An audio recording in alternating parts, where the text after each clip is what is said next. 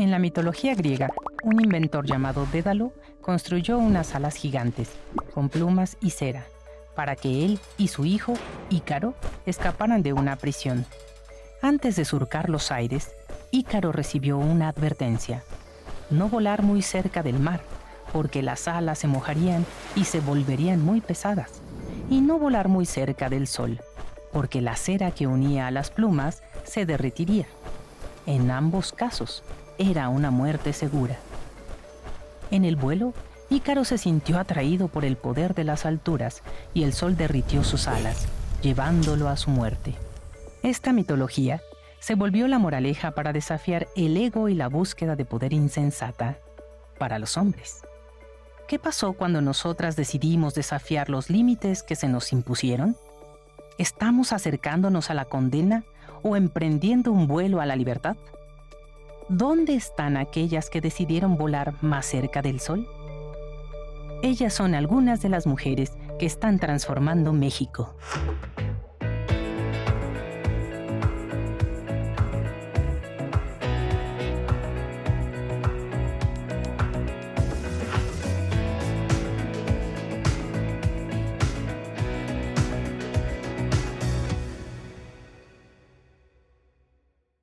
En 1978, Marilyn Loden pronunció por primera vez la frase techo de cristal para referirse a los límites de crecimiento y realización personal que enfrentamos las mujeres. Esta metáfora se utiliza para poder representar las barreras invisibles que los hombres pueden cruzar y que detienen a las mujeres en el ascenso de la escala laboral. El techo de cristal es aquellos límites que se pusieron y que se normalizaron durante mucho tiempo. El romperlo, el transitar de un gabinete prácticamente de puros hombres. Cuando vemos fotos históricas, pues no se diga la poca presencia de las mujeres en la vida pública. Nosotros, el primer techo que rompemos de manera profunda y simbólica es ser el primer gabinete paritario de la historia de México.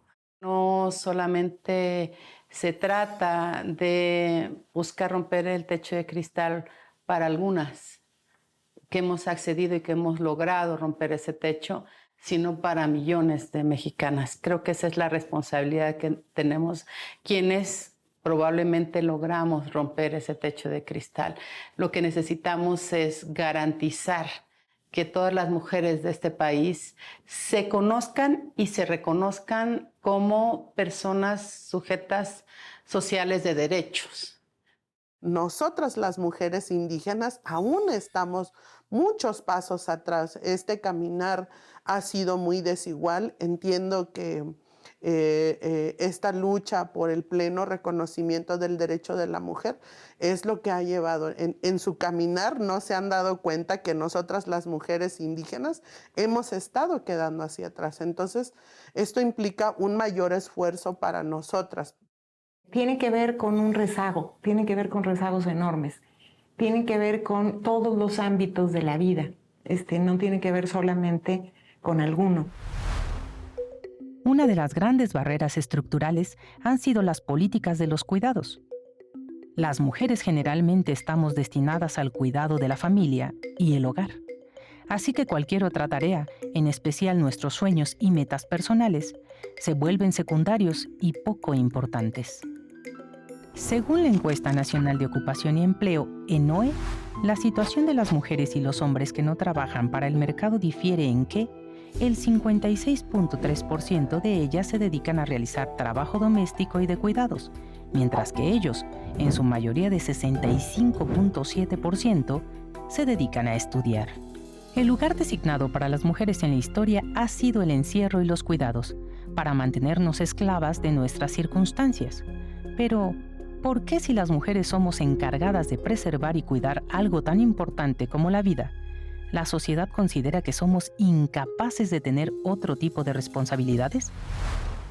Las mujeres tenemos una gran capacidad para tomar cualquier responsabilidad, pero las mujeres del campo yo creo que aún más. porque tienen a cargo las familias, tienen a cargo los padres enfermos, tienen a cargo la responsabilidad de la alimentación, de la crianza, de la educación.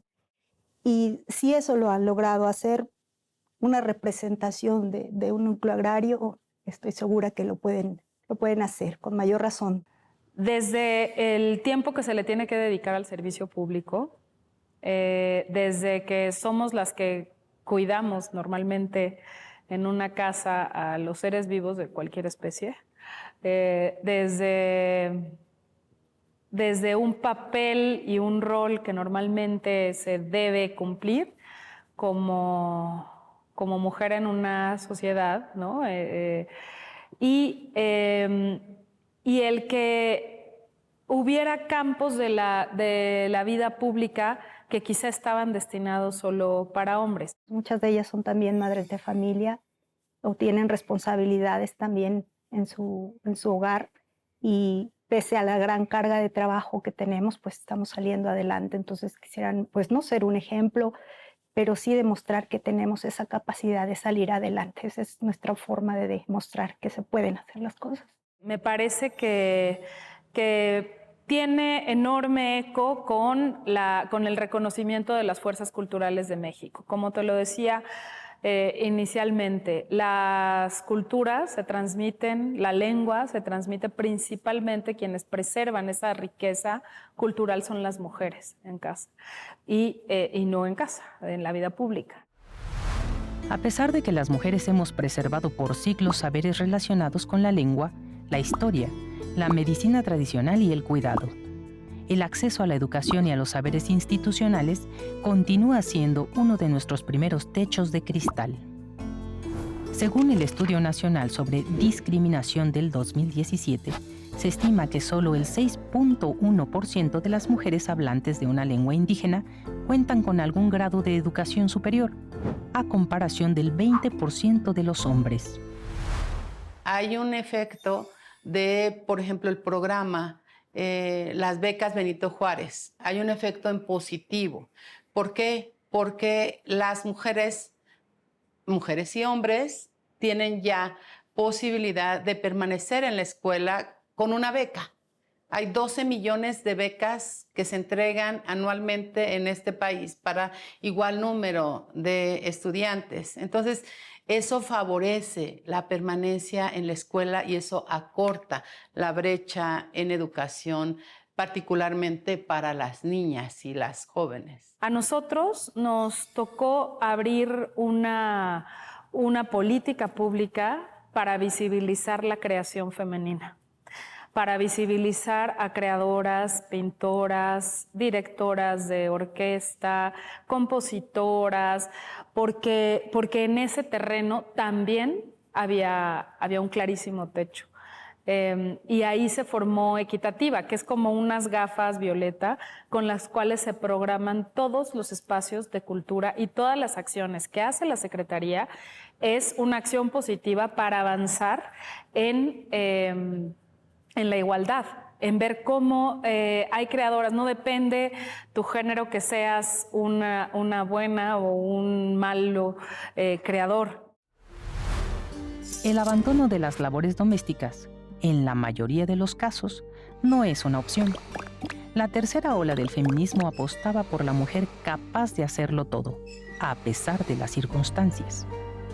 Si el ideal de vida para las mujeres era balancear el trabajo, la vida privada y las labores que se nos fueron asignadas, ¿cómo encontrar el equilibrio para lograr nuestras metas y cambiar el sistema? Sin duda, también hacer carrera en liderazgo comunitario es toda una aventura, y la verdad es que es muy complejo. Además, siendo mujer, no porque no se ha permitido en mi pueblo, en el pueblo Virrárica, sino porque muchas de las veces nos dejamos absorber por la vida cotidiana. Entonces, el tomar esa decisión de decir, yo quiero participar, quiero opinar, quiero tomar decisiones, quiero ayudar, en ese momento pues se convierte en una verdadera carrera. Y creo que tengo el ejemplo de mi madre, que fue una gran líder también. muy reconocida, primera autoridad mujer indígena en la comunidad y también en el gobierno tradicional. Entonces creo que sí lo llevo en la sangre. La responsabilidad que te da ser mujer en un papel de la vida pública es muy grande porque representamos a muchas mujeres. Demostrar con trabajo y que tenemos esa capacidad, igual que los compañeros, de poder desempeñar estos cargos. A veces un poco más complicado porque a veces tenemos otras responsabilidades, como es mi caso, de ser madre de familia, y también tienes que ver esa parte, ¿no? Eso estará siempre, pero también podemos llevar a cabo otras responsabilidades. Tenemos la misma capacidad, por supuesto. Tiene que ver, yo creo que con un pensamiento humanista muy profundo del presidente de cómo nos hace trabajar en constante acuerdo. Y esas condiciones a lo personal se trasladan en una comprensión de que estamos en un tiempo extraordinario, no estamos en una administración como cualquier otra. Estamos en una administración que está cambiando las cosas de fondo, que está cambiando las cosas de raíz y que no por ser pacífica es menos revolución. Yo trabajé desde muy chica, 9, 8, 9, 10 años, e iba a la escuela y mi mamá, yo creo que hacía esfuerzos increíbles para que todo el mundo, para que todas fuéramos a la escuela. Entonces, bueno, el trabajo, el esfuerzo y la circunstancia que te da la pobreza extrema, también a las mujeres nos hace más resilientes. Y entonces eso te enseña que cada cosa que logras, que cada paso que logras avanzar tiene que ver con tu esfuerzo, ¿no? De que es posible salir adelante, de que si eres necia y necio en lo que quieres, lo puedes lograr. Y la problemática de desigualdad no termina cuando las mujeres accedemos a la educación, a trabajos remunerados o incluso puestos de liderazgo. El sistema social tiene que cambiar a la par y brindar las situaciones ideales para que exista igualdad de condiciones. Según la encuesta nacional sobre la dinámica de las relaciones en los hogares 2021, elaborada por el INEGI, de los 40 millones de mujeres de 15 años y más que han trabajado a lo largo de su vida, el 27.9% ha experimentado algún tipo de violencia en el transcurso de su vida laboral. El 22.1% fue discriminación, el 11.2% violencia sexual, el 10.6% violencia emocional y el 1.6% violencia física. Esto hace que, a pesar de llegar a una posibilidad de emancipación, la mayoría abandonan sus trabajos por cuidar a otros o a ellas mismas. Entonces, no están rompiendo el techo de cristal, están renunciando a eso, están diciendo las instituciones nos están fallando y no hay más que hacer. Y entonces terminan en una especie de resignación que tiene que ver con el comportamiento de las instituciones. De hecho, tenemos grandes ejemplos, sobre todo en los estados de Oaxaca. Por ejemplo, hay grandes líderes que llevan excelentemente a los núcleos agrarios, ellas como presidentas al frente. Las eligen, pero generalmente las eligen como suplentes, como para cubrir el requisito de ley, ¿no? Pero en realidad, no sé, todavía no llegamos a eso, de que las elijan como presidentas, por ejemplo, a las mujeres, presidentas de comisariados ejidales, presidentas de consejos de vigilancia. Todavía hay mucho que hacer al respecto. Las mujeres tienen condiciones muy diferentes a los hombres. Las mujeres tienen los peores niveles educativos, no tienen prácticamente acceso a servicios, tienen bajos ingresos, en general son cabezas de familia.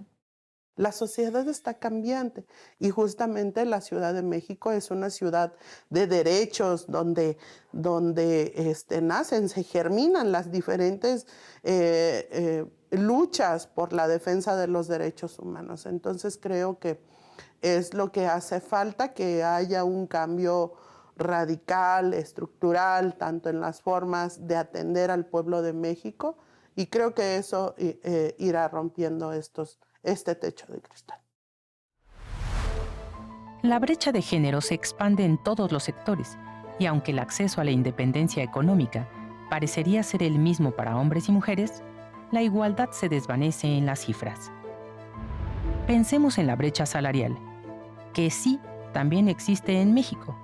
De acuerdo con el Consejo Nacional para Prevenir la Discriminación, en promedio, las mujeres ganan 34% menos que los hombres por hacer el mismo trabajo, a pesar de que el 56% del trabajo productivo en el país es realizado por ellas. Pongamos el caso de Ciudad Juárez, de donde salió la sentencia Campo Algodonero, y que es un municipio que nos duele por la historia de la impunidad y del número tan grande de feminicidios que ocurrieron sin ser reconocidos como tal. Y aquí viene el tema de las brechas. Primero, es un espacio territorial, un municipio tradicionalmente con mucho flujo migratorio. Esas mujeres están habitando, sobre todo las que trabajan en las maquilas, en las zonas de mayor marginación. Y muchas son madres autónomas. Y entonces tienen que dejar a las hijas y a los hijos solas para irse a trabajar. Y a veces trabajan doble turno, y a veces las condiciones de seguridad en la ciudad no son las mejores en cuestión de luminaria, en cuestión de transporte. Y luego las empresas cada vez menos, porque hemos ido trabajando mucho ese tema, no les dan oportunidad, por ejemplo, cuando tienen que acudir a una cita con Poder Judicial para ver tema, por ejemplo, de pensión alimenticia o cuando vivieron algún tipo de violencia. Entonces, sí es cierto que las personas más vulneradas son las más expuestas a vivir algún tipo de violencia. El acceso al diagnóstico y el acceso a los servicios de salud. Sigue siendo romper las barreras de exclusión, las barreras de inequidad, las barreras administrativas, romper las barreras que hagan que estos recursos, que son recursos de esas poblaciones, que creo que es el concepto de este gobierno, así lo veo, el concepto es que los recursos no son de las instituciones, son de las personas que necesitan los servicios. Y eso implica que tenemos que ser creativos porque es nuestra responsabilidad adaptar esos servicios. Hagamos un salto en el tiempo, hasta la Revolución Francesa. En 1789 se publica la Declaración de los Derechos del Hombre y del Ciudadano. Ante la ausencia de las mujeres, en 1791, Olympe de Gouges responde con los derechos de la mujer y la ciudadana, uno de los textos pioneros del feminismo, que hizo evidente la brecha en la búsqueda por nuestros derechos. Las brechas de género tienen que ver con una desigualdad histórica que ha habido en la sociedad, y por eso hablamos de la necesidad de la igualdad, pero no en abstracto, sino la igualdad de derechos en términos generales. O sea, en México hace mucho que decimos que la protección a la salud es un derecho. Sin embargo, para que sea derecho se requiere exigibilidad. Y de alguna manera en este tema lo hay. Y es muy interesante confrontarse como servidor público frente a esta demanda de entender la protección a la salud como un derecho y no como un favor. La cultura tiene que tomar un papel muy importante, tiene que tomar un papel de un eje de transformación, porque eso nos ha salvado, dice el clásico. Siempre las culturas nos han salvado y esta vez no es la excepción. Las culturas tienen muchas maneras poderosas y sutiles. En algunos lugares le llaman el poder suave. Yo digo que es el poder más contundente que existe, el de la cultura. Y en una época de transformación pacífica tenía que tomar un papel fundamental la cultura. Todos los derechos. El más importante es el derecho a la seguridad y a la vida, que eso es fundamental, el primer, digamos, derecho que tenemos, pero también el derecho a una vida digna, el derecho al bienestar social, el derecho a la educación, a un salario justo, a un salario digno, el derecho a la igualdad. Somos espacios comunitarios que nos debemos a la comunidad muy importante ocurre por cerrar la brecha entre las personas que acuden a los servicios y los proveedores de servicio, ¿no? Y el personal de salud en este caso. O sea, es decir, es cambiar las reglas de manera tal que no sean los servidores públicos los dueños del espacio público, sino sean también las personas que acuden. Sí estamos trabajando porque haya mayor participación de las mujeres, que tengan sus derechos agrarios a su favor, que la tenencia de la tierra se dirija hacia estas mujeres que son viudas de ejidatarios o de comuneros, que no heredaron y que ellas pueden hacer sus trámites de forma ágil, llevándoles esa estrategia de jornadas de justicia allá, a sus poblaciones, que nos interesa mucho beneficiar a las poblaciones más marginadas y de muy alta marginación.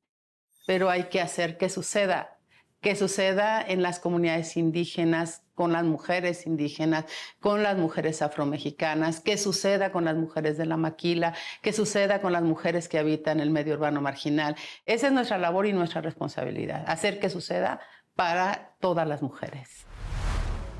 ¿Quiénes han sido las responsables de este proceso de revolución social? A la par de aquellas que rompen las barreras estructurales en la institución, el feminismo mexicano está en un proceso de crisis colectiva, que ha sido polémico, pero transformador. La lucha, ahora en su cuarta ola, está encabezada por mujeres cada vez más jóvenes y ha avanzado desde una rabia colectiva y una sororidad imparable. Ya las jóvenes están en los temas y están saliendo a las calles, están protestando. El deber de las instituciones es estar a la altura de esta movilización y estar a la altura de lo que demanda la sociedad y de lo que demandan estas nuevas generaciones de hombres y mujeres jóvenes. El servicio público es un mecanismo para transformar.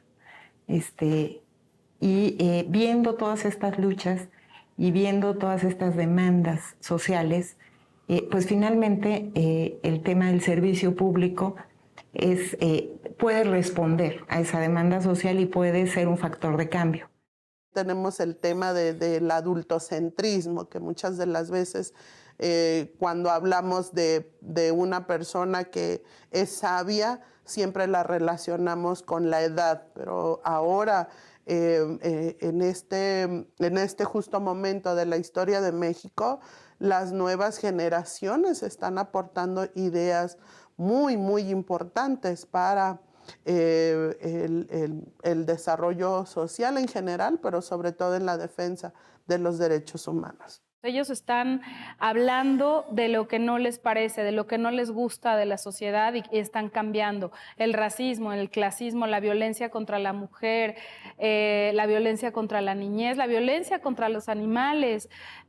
Todo esto que nos puede ir moviendo como seres humanos más amorosos, más conscientes, más solidarios y sobre todo en el campo cultural es muy importante pasar del individualismo a la posibilidad de tener conciencia de comunidad, hacer trabajos, procesos comunitarios.